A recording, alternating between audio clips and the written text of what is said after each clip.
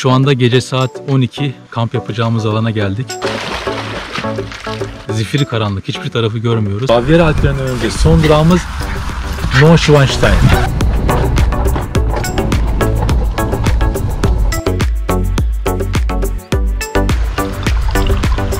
Dağların arasında saklı bir nokta bulduk. Abi çok hızlı geliyor. Yavaş. Merhaba arkadaşlar. Bu videoda Almanya'nın güneyindeki eşsiz doğaya yolculuk yapacağız. Arkamda ülkenin en yüksek dağı Zugspitze var. Hemen yanımda zümrüt yeşili suyuyla bilinen Eibsee Gölü var. Bavyera Alpleri olarak bilinen bu bölgede kamp kuracağız. Benim de ilk kamp deneyimim olacak. Nerede, nasıl kamp kurulur onu da göreceğiz. İlk durağımız Almanya'nın en büyük gölü Konstanz. Uçsuz bucaksız, sanki bir deniz gibi. Almanya, İsviçre ve Avusturya arasındaki gölün 273 kilometre uzunluğunda kıyısı var. Kıyı boyunca ücretli kalabileceğiniz karavan ve çadır kampları bulunuyor. İlk geceyi Hagnau köyüne yakın bir noktada geçiriyoruz. Cumartesi olduğu için bugün bütün kamp alanları dolu, kalacak yer bulamadık. Bir dağın başına geldik, gölün kenarında. Hemen yan tarafta bakın, elma tarlaları var. Zemin biraz ıslak. Sabah saatlerinde yağmur yağdı. Hemen arka tarafta küçük bir ormanlık gibi bir alan var.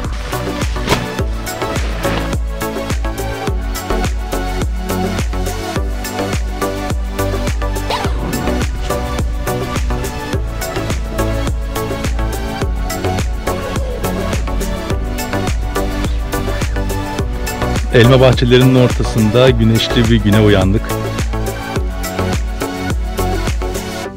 Bir tane göz hakkı olarak alacağım. Fındık ağacı var. Alman fındığı sanırım. Yabani fındık. Hagnau'dayız. Konstanz Gölü'nün hemen yanında. Konstanz Gölü boyunca ilerleyeceğiz. Friedrichshaven'a geçeceğiz oradan. Konstanz Gölü'nün kıyısı boyunca şirin kasaba ve köyler var. Bu noktaları görmeden yola devam etmeyin.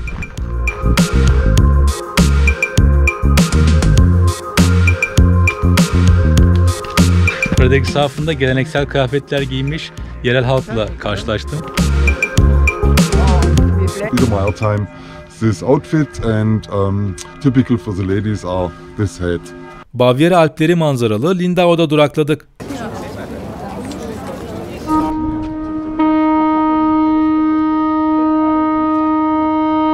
Burası bir ada şeklinde. Konstanz Gölü'nün bir kenarında. Bir tarafı Avusturya, bir tarafı Almanya, bir tarafında da İsviçre var.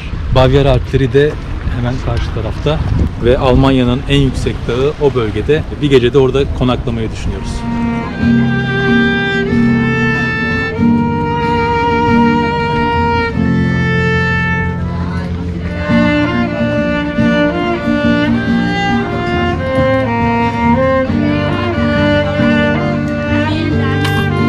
Almanca yerleşim yerlerini telaffuz etmekte hayli zorlandım. Bavyera Alplerinden önce son durağımız Neuschwanstein. Neydi abi? Neuschwanstein. Bavyera... Abi beni çeksene. Abi beni çek. Neuschwanstein. Neuschwanstein. Güzergahımızda Neuschwanstein şatosu var. Burada durup görüntü almak istedik. Şu tarafta yamaç paraşütü yapıyorlar. Tam zirvede. Neuschwanstein, Deli Kral olarak adlandırılan Bavyera Kralı 2. Ludwig'in görkemli saraylarından biri. 19. yüzyıl sonlarında yapılan şatonun Walt Disney'e ilham kaynağı olduğu biliniyor. Bavyera bölgesindeyim. Yol üzerinde kabak satan bir nokta var. Küçük kabak 5 euro, orta boy 6 euro ve büyük 7 euro. Burada ilginç olan nokta, herhangi bir satıcı yok. Burada kabağı alıp alışverişinizi yapıp ödemeyi buraya yapıyorsunuz. Kasa. Ardından tam da Bavyera Alplerinin merkezine geçtik. Granau köyü Zugspitze'nin girişinde bulunuyor. Bölge yakınında akan nehre girdik. Kamp alanı ararken böyle güzel bir noktayı bulduk. Arkada Zugspitze dağının zirvesi. Aşağıda da suyu buz gibi akan bir nehir var. Uygun bir nokta bulursak bu bölgede kamplamayı düşünüyoruz. Normalde kamp yapmak yasak burada.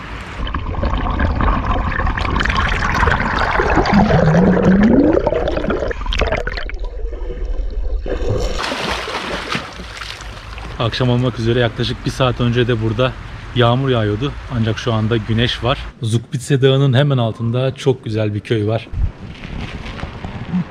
Granau bölgeye renk katan köylerin başında geliyor.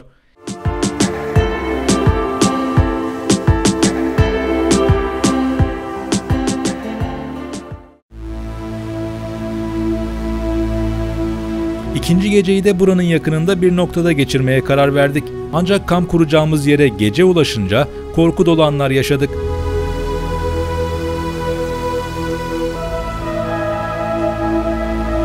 Şu anda gece saat 12, kamp yapacağımız alana geldik. Etrafta kimsecikler yok. Zifiri karanlık, hiçbir tarafı görmüyoruz. Ancak ışıklarımız sayesinde şu şekilde etrafı görüyoruz. Çadırı da buraya kurduk. Bu alanda sadece biz varız. Başka kimse yok. Biraz korkutucu aslında. Gündüz vaktinde yerleşmemiz gerekiyordu buraya. Aksaklıklar oldu ve ancak gece 12'de buraya ulaşabildik. Mecburen de kamp yerimizi bura olarak seçtik ve burada çadırımızı kurduk. Bakalım nasıl bir gece geçireceğiz. Burada pislikleri var.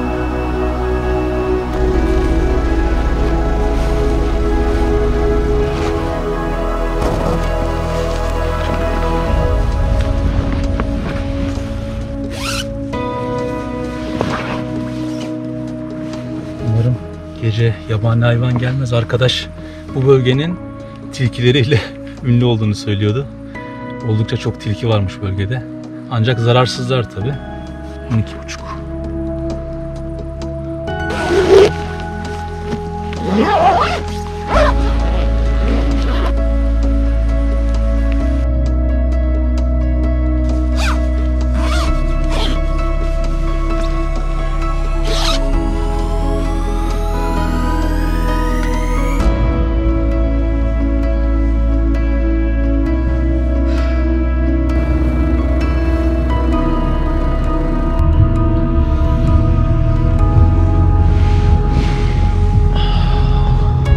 Nerede uyandığımı merak ediyorum şu anda.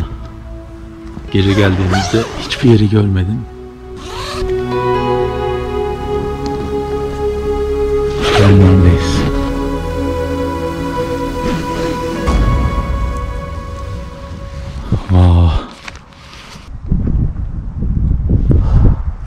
Gece düz bir ovayı görüyorduk ama bu kadar geniş olduğunu tahmin edemedim. Bu sağ tarafta ormanlık var demiştim. Evet, tam burası. Gece oldukça güvensiz görünüyordu burası. Şurada da bir yol geçiyor.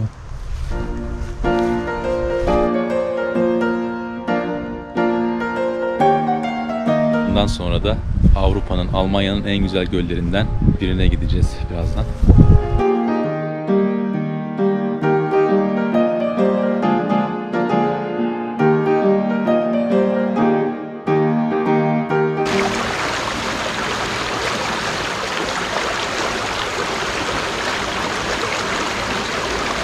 Kahvaltımızda bu şekilde: zeytin, salatalık, yumurta, reçel, peynir ve domates. Karşı tarafta da Zugspitze Dağı var. Birazdan oraya doğru hareket edeceğiz kahvaltıdan sonra.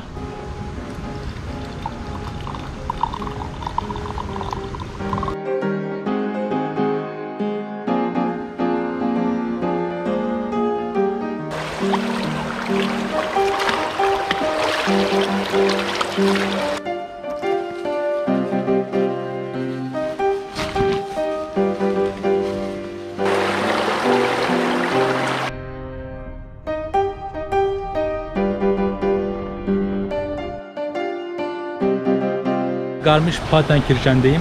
Almanya'da Bavyera bölgesinde doğal zenginliklerin en fazla olduğu yerlerden biri. Göller ve dağlar bu bölgenin en büyük zenginliği.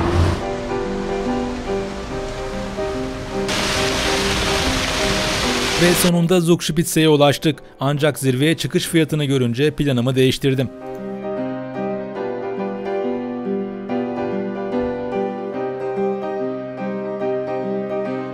Arkamda Almanya'nın en yüksek dağı Zugspitze var. Buraya teleferikle çıkabiliyorsunuz.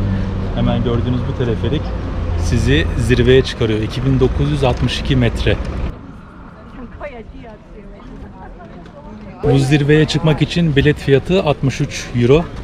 Gidiş geliş bilet fiyatı. Ancak tek yön giderseniz onun için de 37 euro vermeniz gerekiyor. Ancak profesyonel dağcılar tek yön bilet alıp oradan aşağı yürüyerek iniyorlar. Zirveye çıkmaktan vazgeçtim. Hemen zirvenin dağın yanında Aybşe Gölü var. Oraya gideceğim. Bu da bu tarafta. Dağın hemen eteğindeki Aybşe Gölü gelenleri masal alemine yolculuğa çıkarıyor. Bölgedeki en çarpıcı manzaralardan birine sahip yer, Almanya'nın en güzel gölleri arasında. Özel mülkiyete ait olan Aybşe, kristal berraklığında zümrüt yeşili suyuyla huzur arayan turistleri kendine çekiyor. Yaz aylarında tekne gezintisi ve yürüyüşlerin yapıldığı bölge, kışın kayak ve snowboard gibi son derece popüler bir mekana dönüşüyor.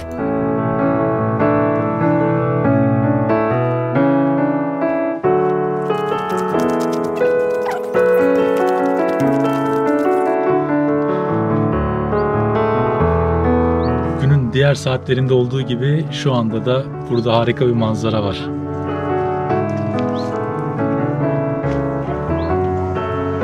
Bu gölün çevresinde 7,5 kilometrelik yürüyüş parkuru var. Aynı zamanda gölün kenarında yüzme alanları var. Diğer bölgelerde de yüzmek için alanlar var.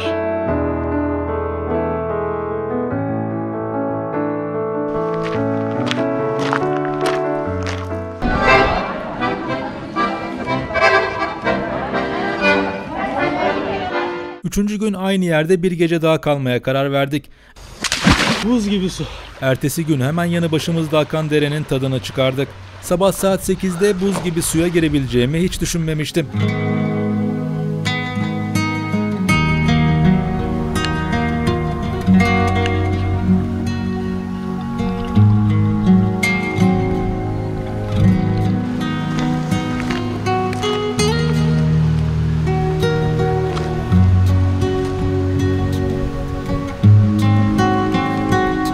Sabah 6.30 gibi uyandık. Bir saat içerisinde kahvaltımızı yaptık ve ardından burada dağların arasında saklı bir nokta bulduk. Alplerin eteklerindeki Oberammergau köyüne geçiyoruz. Ahşap oymacılığı ve cephe resimleriyle ünlü köyde bir sürpriz bizi bekliyordu.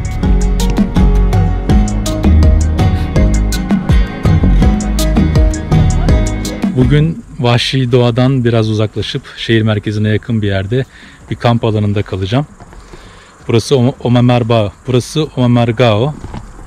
İsmini tabii ki telaffuz edemiyorum. Almanca bakacağım şimdi. Oberammergau. Burası Oberammergau. Etrafı dağlarla çevrili. Arka tarafta karavanlar var. Bu bölgede çadırların kurulduğu alan. Ben de uygun bir yere çadırımı kuracağım şimdi.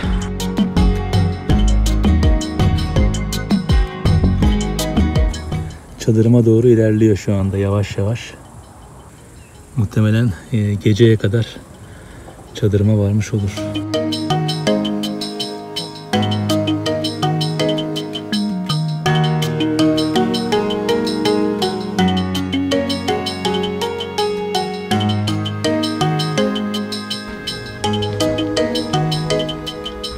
Bu kocaman bölgede sadece 3 çadır var. Dün ıslak kıyafetlerimi buraya asmıştım. Böyle bir bölüm yapmışlar. Bu kamp kurduğumuz köyde 10 yılda bir yapılan bir etkinliğe denk geldik. Dünyanın en büyük amatör tiyatro sahnesi burada kuruluyormuş. Oberammergau halkı 1633'te veba salgınından kurtulmak için dua sözü verdi. Bu söz 10 yılda bir yapılan tiyatro etkinliğine dönüştü. 5000 kişilik köyde halkın yaklaşık yarısı 5 saatlik oyunda sahne alıyor. Tutku oyununda Hazreti İsa'nın son günleri anlatılıyor. Küçük köy 5 ay boyunca ziyaretçi akınına uğruyor. Öğlen yemeği menüsünde meşhur Alman simidi, peynirli Alman simidi ve yine meşhur elma suyu, gazlı elma suyu var.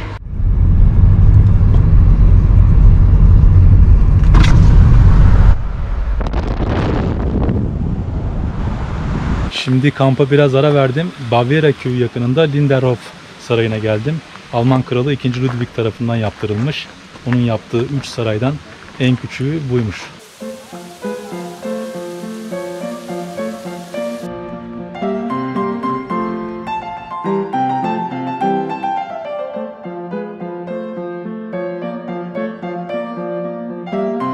Lindelof Sarayı'nın bahçe düzenlemesi oldukça etkileyici. Bu bölgede konserler veriliyormuş. Sarayda da 3 pencerenin olduğu nokta 2. Ludwig'in yatak odası. Oturduğu yerden, bu yattığı yerden konserleri takip ediyormuş.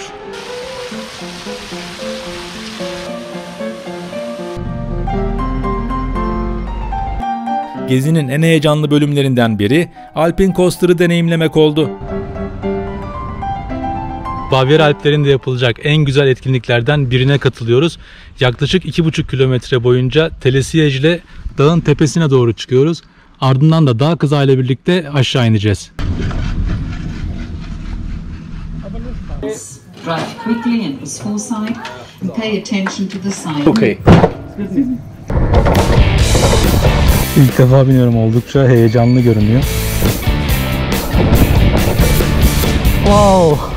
Bekle beni! Wow!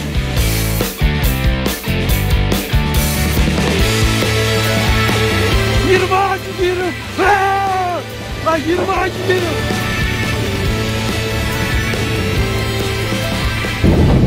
Bazı yerler çok tehlikeli gerçekten. Yavaşlayın diyor mesela burada. Yavaşlayın diyor. Ben ne kadar yavaşlayacağım? Arkadan gelen ne kadar hızla geliyor onu da görmüyorum.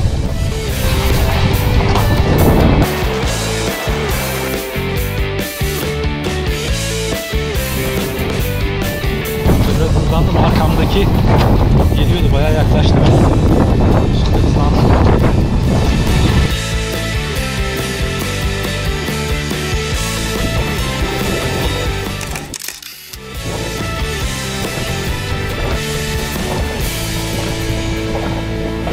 Başım döndü resmen ya. Arkamdaki çok yanaştı bana. Sonra frenledi, arkadaki hızlandım ama nasıl hızlanıyorum? Her tarafım ağrıyor. Bence tehlikeliydi yani. Abi çok hızlı geliyor. Yavaş.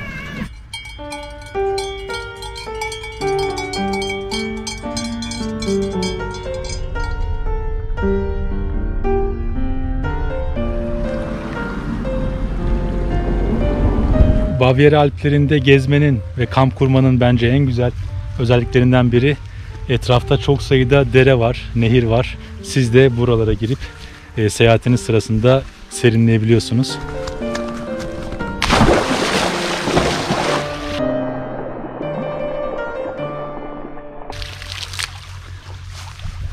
Süperdi.